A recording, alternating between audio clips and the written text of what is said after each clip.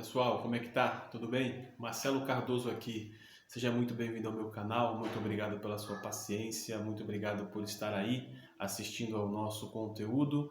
Peço para você se inscrever no canal, curtir esse vídeo, deixar o seu comentário, tá? Para a gente poder interagir por aqui, para eu entender como é que vocês estão recebendo essa mensagem, para que nós possamos ter essa interação aqui por meio dessa plataforma que nos dá essa oportunidade. Tá bom? Muito obrigado mais uma vez. Hoje eu quero dar continuidade às reflexões no livro de Isaías. Hoje nós vamos observar o capítulo 5 do profeta Isaías, esse livro extenso, muito grande, 60 e tantos capítulos.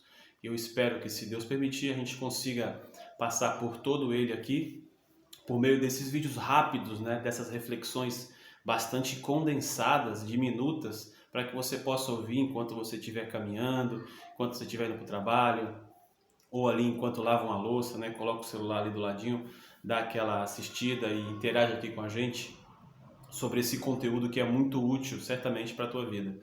A mensagem da Bíblia ela é toda assim, mesmo quando ela narra situações ruins, situações difíceis, situações de punição divina, conseguimos tirar bastante proveito delas, não é? E não é diferente com o livro de Isaías.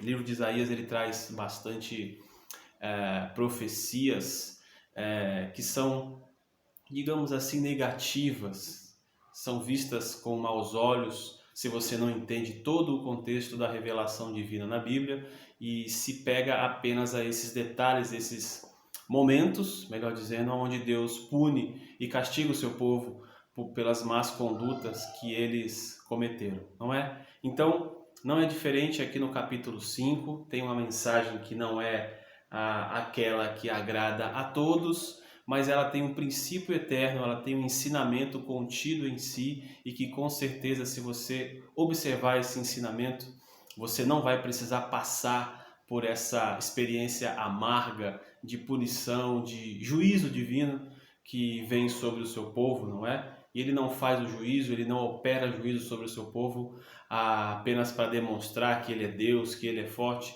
mas ele faz isso para que nós também possamos aprender com os nossos erros e possamos, a partir dessas disciplinas, nos tornarmos mais parecidos com ele, que esse é o propósito, não é? Então, capítulo 5, eu vou ler para vocês aqui alguns trechos. Vou ler o versículo 1 e o versículo 2, que dizem assim, ó. Agora cantarei ao meu amado o seu cântico a respeito da sua vinha. O meu amado teve uma vinha numa colina fértil, ele cavou a terra, tirou as pedras e plantou as melhores mudas de videira. No meio da vinha ele construiu uma torre e fez também um lagar. Ele esperava que desse uvas boas, mas deu uvas bravas. Ou seja, o profeta Isaías está fazendo aqui utilizando uma figura de linguagem, né? Como se o povo de Israel, o povo de Deus, fosse uma vinha, um local onde foi plantado ali uvas. E aí, quando Deus planta, esse povo espera que dê uvas boas, uvas saudáveis, né? Uvas que você possa experimentar com prazer, mas deu uvas amargas. O povo não cumpriu aquilo para o qual ele foi feito. Deus criou seu povo para que fosse luz, para que fosse um povo obediente, fiel a Deus, e que através disso os outros povos olhassem e também quisessem fazer parte dessa grande família, desse grande povo de Deus. Mas ao longo da história, o povo de Israel ele foi caminhando por caminhos tortuosos, teve os seus períodos de glória, os seus períodos de obediência, mas também teve os seus períodos em que tropeçaram, não é? E é interessante porque a experiência de Israel, do povo de Israel, é como a própria humanidade, não é? Todos os seres humanos, eles trabalham, eles vivem com esses altos e baixos, então é um reflexo, né, do coração, da alma do ser humano, que nós podemos ver a partir do povo de Israel na história de toda a Bíblia, né? E depois também ali no Novo Testamento, quando Jesus vem, e também com a experiência com outros povos, né? Isso também acaba sendo observado de maneira fácil na experiência que esses povos têm com Deus. E não é diferente hoje, né? Hoje nós também temos esses altos e baixos, e aí você já consegue apreender parte desse ensinamento bíblico. É possível, é provável que vivamos altos e baixos, mas Deus deseja que nós vivamos um padrão. Deus tem para nós um padrão de vida, e Ele sempre que vê a gente muito longe desse propósito, desse padrão, Ele nos traz de volta e faz com que nós possamos caminhar dentro desses padrões, que não são apenas mandamentos como se fossem caprichos divinos, mas são mandamentos que são bons para nós, para a nossa estrutura como ser humano. A palavra de Deus, ela não é uma proposta entre outras, mas ela é a descrição da própria realidade.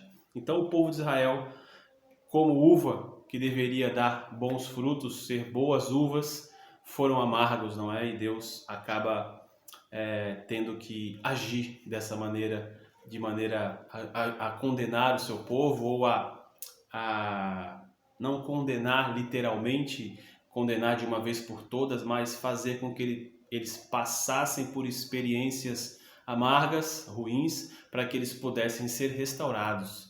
E é o que está acontecendo aqui na descrição do capítulo 5 de Isaías.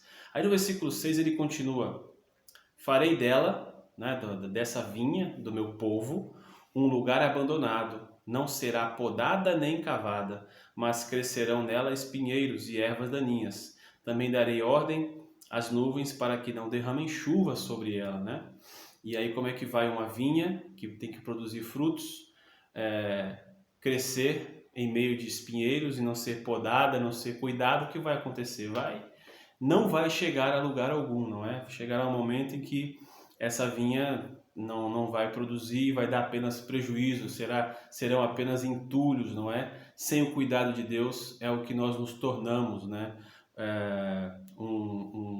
Uma realidade que não condiz com o propósito para o qual Deus nos criou.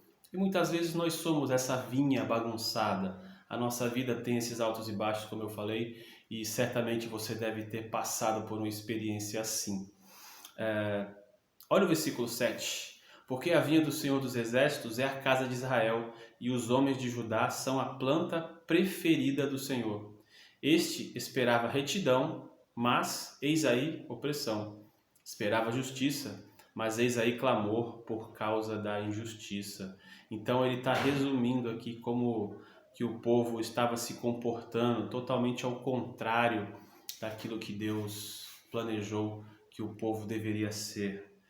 E, mais uma vez, fazendo essa comparação com a sociedade de hoje, não é isso que acontece? O Brasil é um país aí dito cristão, católico de maioria, os protestantes crescem bastante, mas é um país cristão, chamado cristão, e com tanta gente, tanto cristão, como é que a gente vive tantos declínios morais, né, digamos assim, padrões de família totalmente distorcidos, comportamentos de pessoas, né, grandes grupos defendendo situações que não são condizíveis, não são condizentes, melhor dizendo, com a palavra de Deus, não é? A gente tem gente no Brasil que defende a questão do aborto, nós temos pessoas que defendem legalização de drogas sem levar em consideração o que isso pode causar na juventude e nos adultos de maneira geral. Nós temos aí uma promiscuidade sexual tamanha, absurdamente grande e difundida, né? Aí por principalmente sobre os mais jovens.